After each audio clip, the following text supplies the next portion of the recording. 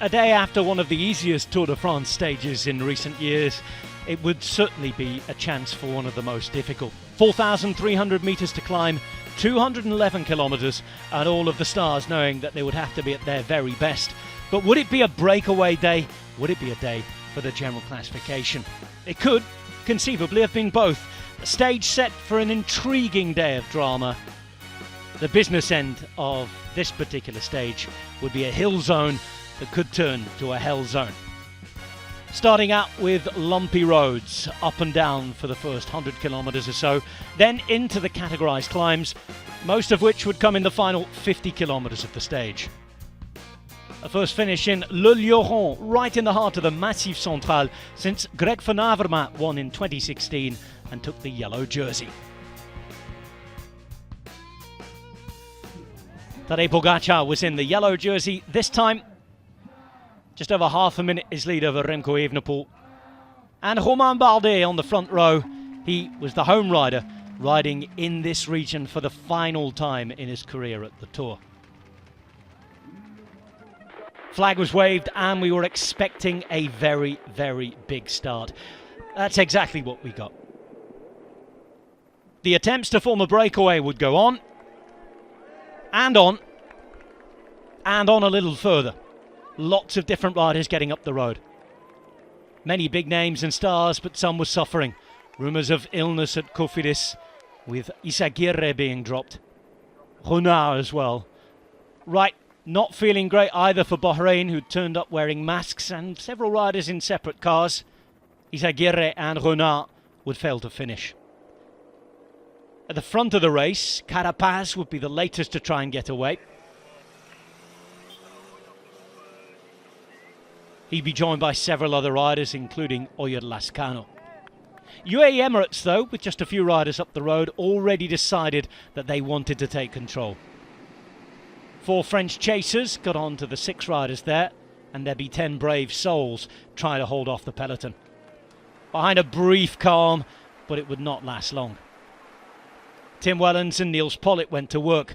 Pogacar wanted a hard race, and he was making it mightily hard for the break as they started to break up and their advantage started to reduce. Thomas was dropped, Bardet went with him. They were off to enjoy the Virage Bardet curve, where they were celebrating their hero's retirement in just under 12 months' time. Pace had been put on towards the top of Puy Mary. Through the throngs of supporters they would go. And then Tadej Pogacar would go. Who would react? A similar scene to the top of the Galibier, this time without the altitude. Evenepoel, seemingly the biggest of the big 4 to be the victims. Roglic and Vingegaard would chase together. But then Vingegaard's power and pace was too much, and Roglic was going backwards. Similar situation to what we saw in the Alps. Just a few seconds of an advantage for Pogacar over Vingegaard, and then it was time to descend. But there was more climbing to come after this. A bonus second climb was next up. And Bardet was enjoying a bonus afternoon to his stage win and yellow jersey last week. To the penultimate climb of the day, where bonus seconds were on offer. Vingegaard rode Roglic off his wheel after he'd caught him on the descent, and he was on his way up to Pogacar. 8, 5 and 2 bonus seconds were available at the top. Roglic would continue to fade and Evenepoel would find him. They'd try to become allies as Vingegaard would catch Pogacar close to the top. But Pog would be first to the summit, just about. 8 bonus seconds for him, 5 for Vingegaard. Over half a minute by this point on the descent. 1 classified climb to come. Evenepoel and Roglic riding to try and limit the damage. A descent to the final kilometre and disaster for Roglic. He would crash. Evenepoel soldier on, and at the front, Vingegaard leading Pogacar to the final few hundred metres. Down the years, we all know what normally happens. Pogacar had never lost a two-up sprint in pro cycling, but there's a first time for everything. Jonas Vingegaard, 98 days after a crash that could well have cost him his life, back and winning again at the Tour de France.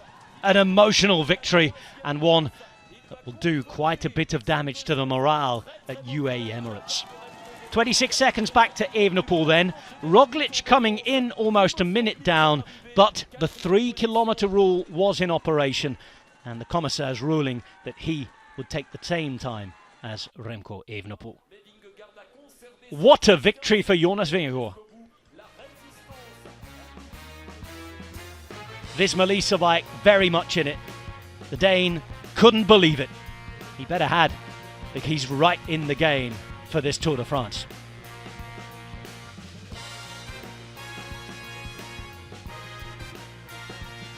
Questions about Pogacar's fueling, perhaps? No questions about where Jonas Vingegaard is. He's very much back to his best. A photo finish after 211 kilometres and almost 4,500 metres of climbing. Jonas Vingegaard winning a stage again at the Tour de France, and in the general classification things are getting more and more interesting.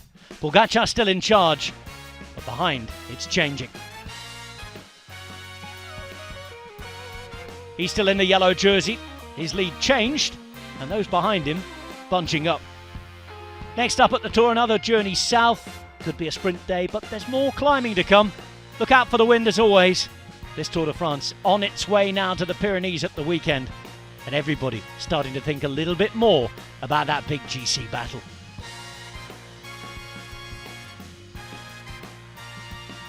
You can watch the Tour de France live and on demand each and every day on Eurosport at Discovery+.